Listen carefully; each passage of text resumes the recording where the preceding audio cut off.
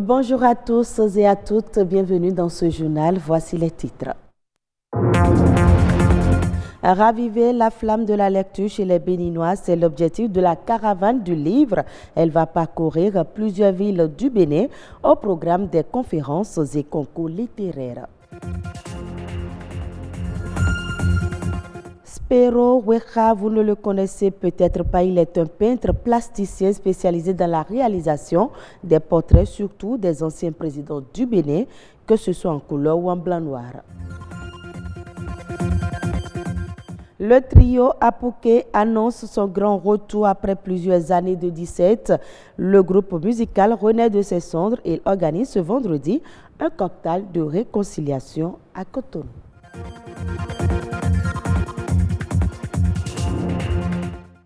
Démarrage ce mercredi de la caravane du livre et de la lecture. La 12e édition s'apprête à parcourir les villes de Cotonou, Abomey-Calavi, Porto Novo et Ouidah, tout en proposant des rencontres entre auteurs et lecteurs, des conférences, des animations et un concours.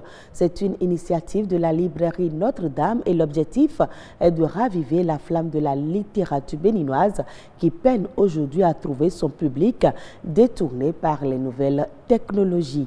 Clotaire Awekou, Yves Agorokwesi. Donner le goût à la lecture et fouetter par là la somnolence observée vis-à-vis des livres, c'est le principal objectif de cette caravane du livre et de la lecture.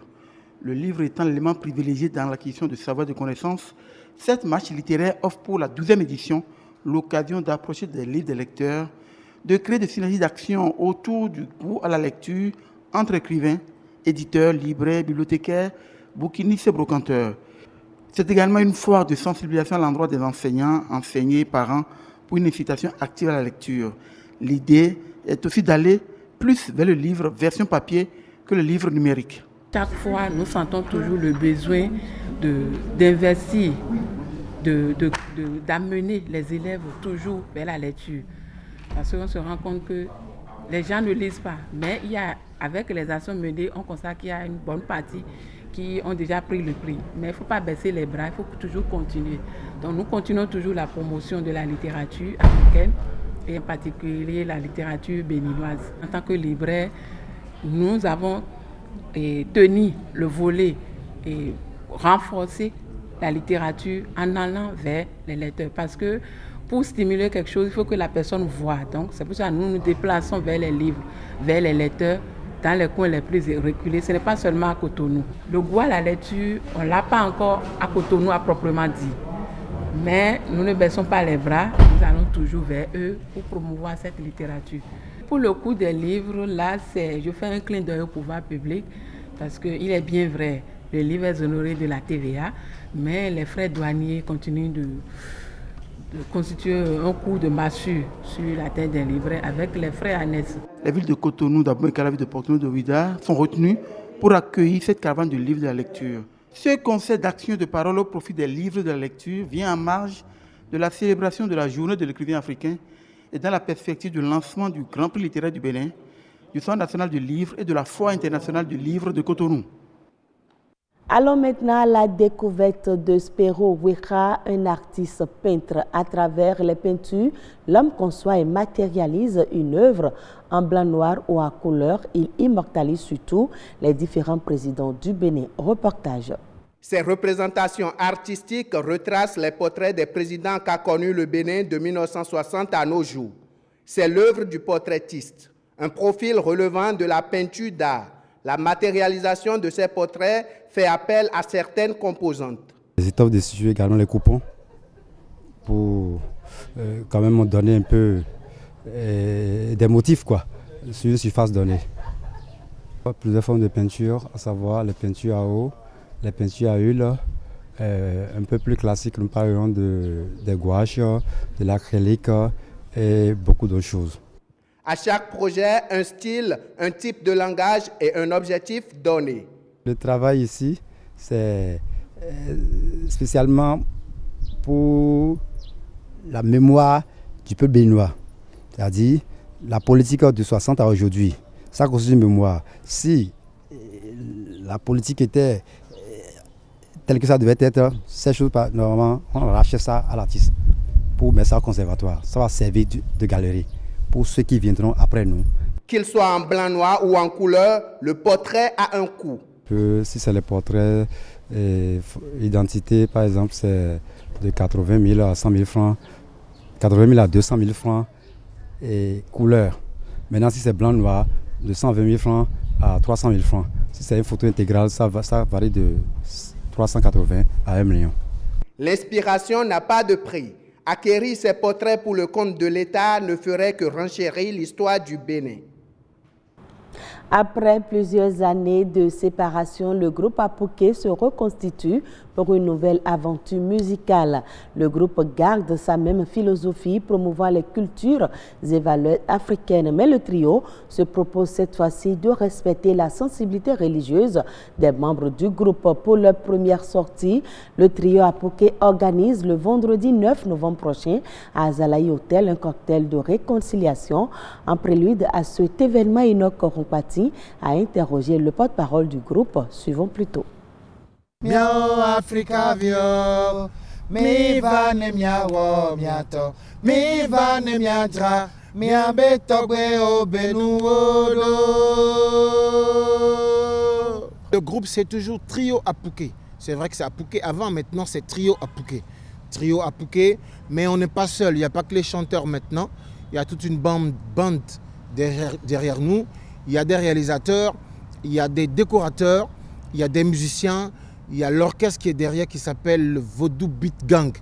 Parce que la nouvelle dimension musicale qu'on souhaite explorer, c'est ce mélange entre les richesses du patrimoine de notre pays qu'on fera avec la pop musique, la musique hip-hop, musique par laquelle nous on est arrivé dans la musique.